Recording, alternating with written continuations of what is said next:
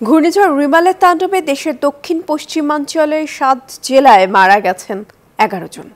এই সময় বিভিন্ন এলাকায় জলোচ্ছ্বাসে তলিয়ে যায় বসতবাড়ি ও ফসলের মাঠ। বরিশাল বিভাগের সবগুলো জেলাতেই কম বেশি তাণ্ডব চালায় ঘূর্ণিঝড় রিমাল।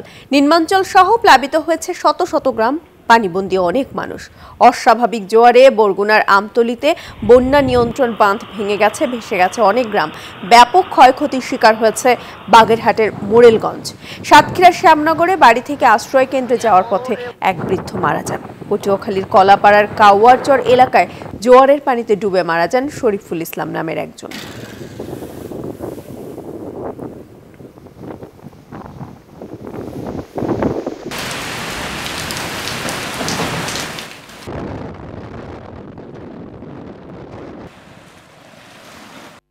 বেড়ি বাদ ভাঙ্গে যায়, আমাদের সবকিছু শেষ। ভেন্ডি আলু যা ছিল আমাদের সব শেষ হয়ে গেছে। কোনো মিষ্টি আলু, ভেন্ডি মনে করেন যে উস্তে এগুলো রয়েছে, সব মনে করেন তলায় গেছে, বুঝছেন।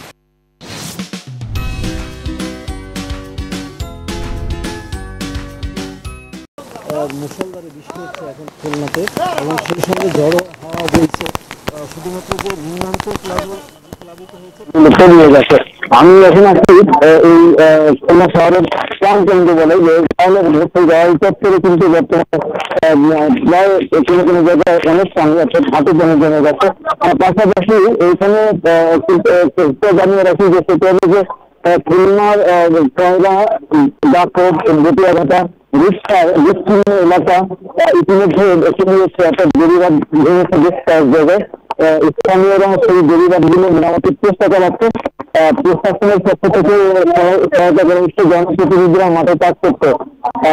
সুন্দরবনের ভেতরে যে ৮০ ফুট ছিল মিষ্টি পানির আধার, অর্থাৎ বন্য প্রাণীদের যে পানি পানি খাওয়ার জন্য যে পুকুরগুলো সংস্কার করা হয়েছিল, সেই পুকুরগুলো কিন্তু লবণ পানিতে চলিয়ে গেছে।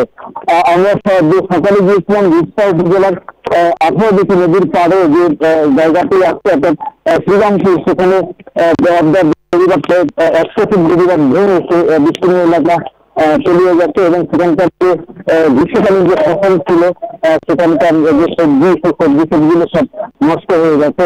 সেখানকার কৃষকরা বলেছেন যে তাদের একমাত্র আয়ের উৎস এই যে বৃষ্টি,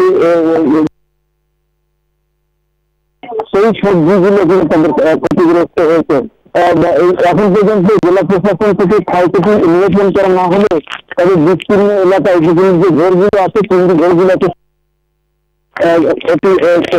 এবং আমি যদি একটু আপনার আরেকটু দেখাই, সেটা হলো যে রয়্যাল মোড়ে যে পানি, রয়্যাল মোড়েই এই পানি অন্যান্য জায়গায় কিন্তু হয়েছে, অর্থাৎ শহরের কিছু নিচু অঞ্চল, সেখানে কিন্তু নিচতলায় পানি উঠে গেছে। আমি যদি একটু দিক থেকে দেখাই, দেখবেন যে পরিবহন কাউন্টার গুলো তারা সামনে ব্রিজের দিয়ে পানি যেন ভেতরে না প্রবেশ করতে পারে, সেই জন্য তারা আসতে দিয়েছে। এখানেও কিন্তু নিচতলায় পানি উঠে গেছে।